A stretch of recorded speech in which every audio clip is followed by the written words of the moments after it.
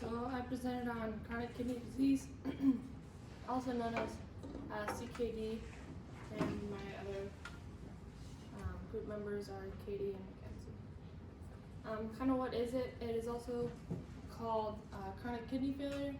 It is a gradual loss of kidney function, and your kidneys filter your blood, so they filter waste and excess fluids out of your blood and are secreted through your urine.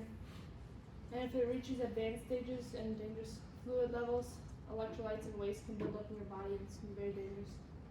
And it's also the ninth leading cause of death in the U.S.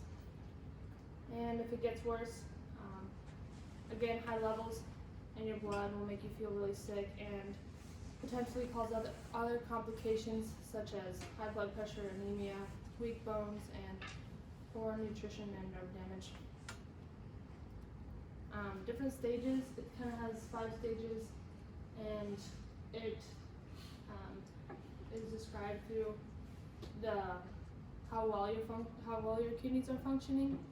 And stage 5 is kidney failure, and that is very dangerous and can be detrimental. Some different symptoms you may experience: nausea, vomiting, loss of appetite, fatigue, sleep problems, changes in how much you urinate, decreased mental sharpness, and muscle twitches and cramps. It also develops over time and progresses slowly, and your kidneys are highly adaptable and able to compensate for lost function. Signs and symptoms may not appear until reversible damage has occurred, and that is very dangerous as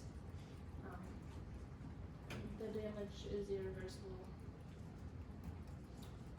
Some different main causes: type 1 or type 2 diabetes, high blood pressure, glomerulonephrititis, and polycystic kidney disease, and prolonged obstruction of the urinary tract. This is different things such as like inflammation and damage to the kidney filtering units inside the kidneys, or like large cysts formed on the kidneys, which is polycystic kidney disease. And these causes can create other complications later down the road. So different risk factors: diabetes, high blood pressure, heart problems and stroke, obesity, family history, tobacco use, and older age. So this can also cause like cardiovascular problems, which can also be very dangerous.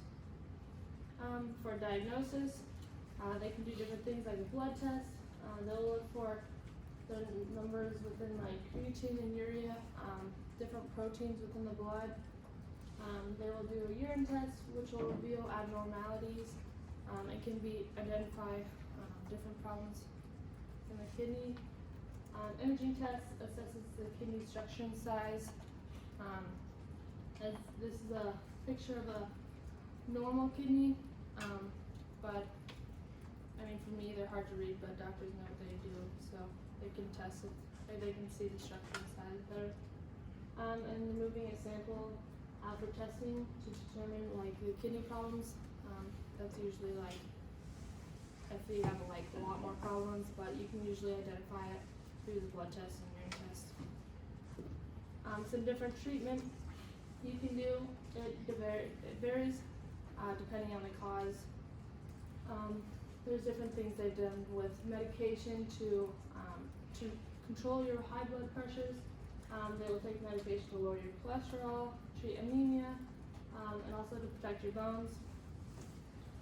They also try to encourage you to have a low protein diet, as this will reduce the amount of work your kidneys will do, and can just help if we're all having lower kidney function. And dialysis and kidney transplant are for end stage like kidney disease, which is like kidney failure. So that's the later stages if you are not able to do things to slow down the progression of your kidney functions and problems. Yeah. and the prognosis and follow-up, there's no cure. It can lead to other complications. You'll have many visits or appointments to detect if your disease remains stable or progresses. About 37 million U.S. adults are estimated to have CKD and are most are undiagnosed, and usually it's when damage is irreversible. And it depends on how well you take care of yourself, because if you're not taking your medication, watching your diet, trying to slow down the progression of your kidney disease, you're going to have more problems and most likely not have a great outcome. 1 in 10 worldwide are living with CKD, and there has been a great increase in numbers from 0.9 million to 1.2 million in 2015, and also kidney disease takes a lot of money, and not only for hospitals, but they'll charge you, and dialysis you have to go in very often, and can be very spendy. The resources.